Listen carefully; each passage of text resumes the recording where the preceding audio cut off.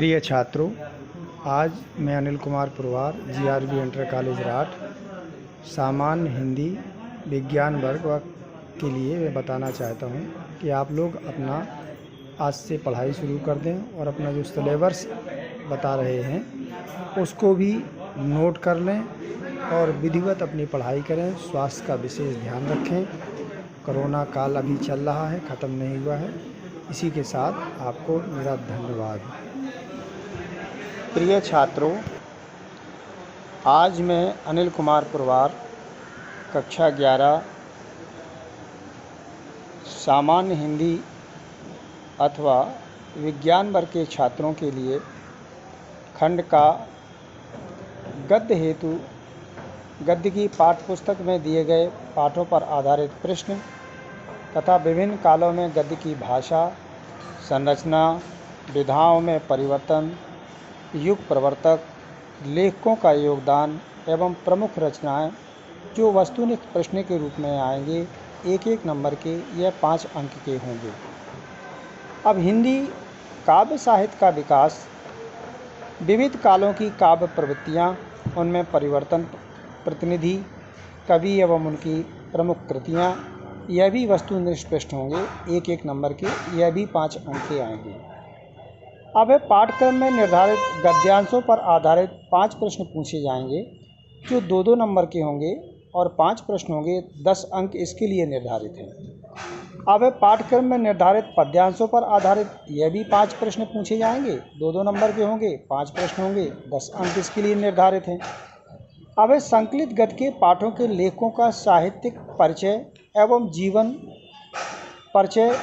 जीवनी और कृतियाँ तथा भाषा शैली, इसकी शब्द सीमा लगभग अच्छी शब्द होगी, यह 5 अंक के प्रश्न होगा। अब संकलित पद्य के पाठों के कवियों के कवि परिचय, जीवनी, कृतियाँ, साहित्यिक परिचय, शब्द सीमा इसकी भी अधिकतम 80 शब्द होगी और 5 अंक का यह भी होगा। अब आती है कहानी, तो कहानी में चरित्र के तत्व एवं तथ्यों पर आधारित लघु उत्तरीय प्रश्न, शब्द सीमा इसकी भी 80 शब्द होगी, यह भी 5 अंक का प्रश्न होगा। अब आता है नाटक, तो निर्धारित नाटक की विशेषताएं एवं पात्रों की चारित्रिक चित्रण पर आधारित प्रश्न, शब्द सीमा 80 होगी, यह भी 5 अंक का प्रश्न होगा।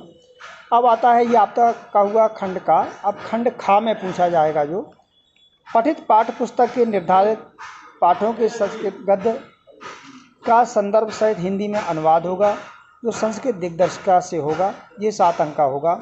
पठित पाठ्य पुस्तक के निर्धारित पाठों के संस्कृत पद का संदर्भ सहित हिंदी में अनुवाद, यह भी 7 अंक का होगा। काव्य सौंदर्य के तत्व में इसमें रस आएगा, तो रस में श्रृंगार रस, करुण रस, हास्य रस, वीर रस और शांत रस, इसकी परिभाषा पूछी जाएगी, उदाहरण एवं पहचान की जाएगी, एक एक अंक दोनों के लिए निर्धारित हैं, यह भी 2 अंक का प्रश्न होगा। अब आता है अलंकार, तो अलंकार में शब्द अलंकार, अनुप्रास, यमक, श्लेष, परिभाषा अथवा उदाहरण, इसमें अर्थालंकार पूछा जाएगा, उपमा, रूपक, उत्प्रेक्षा, संदेह, भ्रांतिमान, परिभाषा तथा उदाहरण, यह भी 2 अंक का होगा। अब आता है छंद, तो छंद में मात्रिक छंद पूछा जाएगा जिसमें चौपाई, दोहा, सोठा, कुंडलियाँ, लक्षण एवं उदाहरण, यह भी 2 अंक का होगा, एक एक अंक दोनों के लिए निर्धारित हैं।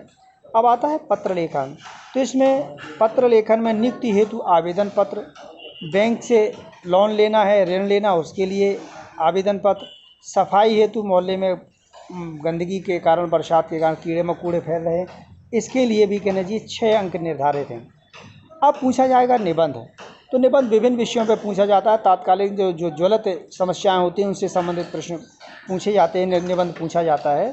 तो जैसे जनसंख्या का विस्फोट है, जनसंख्या पर आधारित प्रश्न है, पर्यावरण के विषय में पूछा जा सकता है, स्वास्थ्य एवं शिक्षा के विषय में पूछा जा सकता है क्योंकि कोरोना काल रहा है, इससे संबंधित जानकारी के विषय में पूछा जा सकता है। तो निबंध के लिए निर्धारित 9 अंक हैं। अब इसके बाद आता है संस्कृत व्याकरण, इसमें वस्तुनिष्ठ प्रश्न पूछे जाएंगे, इसमें संधि पूछी जाएगी, जैसे स्वर संधि इसमें है, तो इसमें दीर्घ, गुण, यण, अयादि पूछा जाएगा, तो ये भी इसके लिए भी 3 अंक निर्धारित हैं। अब पूछा जाएगा शब्द रूप, तो शब्द रूप में संज्ञा में आएगा पहले आत्मन, नामन, राजन, जगत, यह भी 2 अंक का होगा। अब सर्वनाम में पूछा जाएगा सर्व, इदम और यद। अब हिंदी व्याकरण, तो हिंदी व्याकरण के विषय में ये 10 अंक के इसके लिए निर्धारित हैं। तो इसमें शब्दों में सूक्ष्म अंतर होता है, अनेकार्थी शब्द होते हैं, अनेक शब्दों के लिए एक शब्द, केवल 2 शब्दों के ही उत्तर देना पड़ते हैं। वाक्यों में त्रुटि मार्जन लिंग से संबंधित हो सकता है, वचन से संबंधित हो सकता है, कारक से संबंधित हो सकता है, काल से संबंधित हो सकता है एवं वर्तनी संबंधी त्रुटियाँ, लोकोक्तियाँ एवं मुहावरे निर्धारित पाठ्य पुस्तक पर आधारित ये पूछे जाएंगे। अब है वाक्यों में त्रुटि मार्जन तो बता ही चुके हैं। अब आता है गद्य हेतु निर्धारित पाठ। कौन कौन से गद्य में आपको पाठ पढ़ना है विज्ञान के विद्यार्थियों के लिए या सामान्य हिंदी के लिए। तो भारतेंदु हरिश्चंद्र द्वारा रचित पाठ है भारतवर्ष उन्नति कैसे हो सकती है। आचार्य महावीर प्रसाद द्विवेदी द्वारा रचित पाठ है महाकवि माघ का प्रभात वर्णन। सरदार पूर्ण सिंह जी द्वारा रचित है आचरण की सभ्यता। डॉक्टर संपूर्णानंद द्वारा रचित है शिक्षा का उद्देश्य। राहुल साकृत्यायन द्वारा अथातो घुमक्कड़ जिज्ञासा। राम वृक्ष बेनीपुरी के द्वारा रचित है गेहूं बनाम गुलाब। एक पाठ और आपको दे दिया गया है, उसका नाम है सड़क सुरक्षा। आज के ज़माने में एक्सीडेंट बहुत हो रहे हैं, लोग नियमों का चलते समय पालन नहीं करते हैं रोड पर, तो उसके लिए वाहन भी अत्यधिक संख्या में दिन प्रतिदिन बढ़ते चले आ रहे हैं। तो एक पाठ इसमें डाला गया है, तो सड़क सुरक्षा। तो ये आपके निर्धारित 7 पाठ हैं, उनको देखना है। अब काव्य हेतु निर्धारित पाठ, तो काव्य में कबीरदास द्वारा रचित है शाखी और पदावली। सूरदास द्वारा रचित है विनय और वात्सल और भ्रमर गीत। और गोस्वामी तुलसीदास द्वारा रचित है भरत महिमा, कवितावली, गीतावली, दोहावली और विनय पत्रिका। अब इसके बाद आते हैं कविवर बिहारी लाल जी, तो इनके द्वारा रचित है भक्ति एवं श्रृंगार। महाकवि भूषण द्वारा है शिवा सौर और छत्रसाल प्रशस्ति इत्यादि, इसका वर्णन करना है। तो ये आपका काव्य में हुआ। अब इस आगे आता है आपका कथा साहित्य हेतु निर्धारित पाठ। तो कथा माने कहानी से संबंधित है, तो आपकी पहली कहानी है प्रेमचंद द्वारा रचित बलिदान। दूसरी कहानी आपकी है जयशंकर प्रसाद द्वारा रचित आकाशदीप।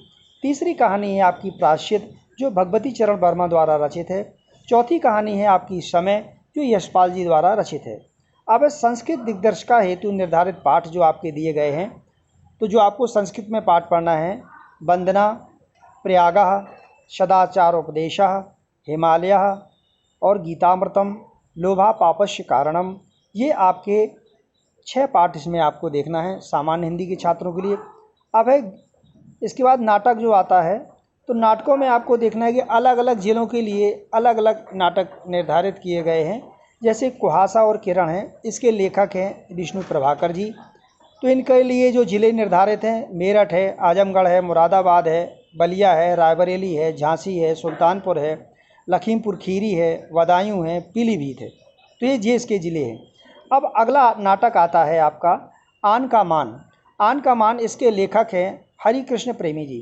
तो ये चलता है जिस ज़िलों में, पहला है वाराणसी, लखनऊ, तीसरा है इटावा, बरेली, फर्रुखाबाद, शाहजहाँपुर, उन्नाव और हमीरपुर ज़िला। अब इसके बाद आता है गणोध्वज। तो लक्ष्मी नारायण लाल द्वारा ये रचित है। इसके ज़िले हैं आगरा, गोरखपुर, जौनपुर, फैजाबाद, बिजनौर, फतेहपुर, गोंडा, सीतापुर, प्रतापगढ़, बहराइच, ललितपुर आदि। इसके बाद आता है सूतपुत्र। इसके लेखक हैं गंगा सहाय प्रेमी जी। तो इसके लिए निर्धारित ज़िले हैं प्रयागराज, सहारनपुर, अलीगढ़, मुजफ्फरनगर, गाजीपुर, मैनपुरी, जालौन, हरदोई, बाराबंकी। अब आता है राजमुकुट। इसके लेखक हैं व्यथित हृदय नाम से। तो ये चलता है जिन ज़िलों में, तो उसमें ज़िला आता है कानपुर, बुलंदशहर, मथुरा, बस्ती, मिर्ज़ापुर, देवरिया, बांदा और रामपुर। ये ज़िले निर्धारित किए गए हैं नाटक के लिए अलग अलग। तो प्यारे बच्चों, आप लोग देख लोगे अपने ज़िले के हिसाब से जो नाटक आपके लिए है उसका अध्ययन करोगे। धन्यवाद। आपको जो बताया उसका ध्यान रखोगे और अपने सिलेबस को पूरा नोट कर लोगे। अपना जो पाठ्यक्रम है उसको अपनी कॉपी में, किताब में देख करके उसी हिसाब से आपको पढ़ाई करना है। धन्यवाद।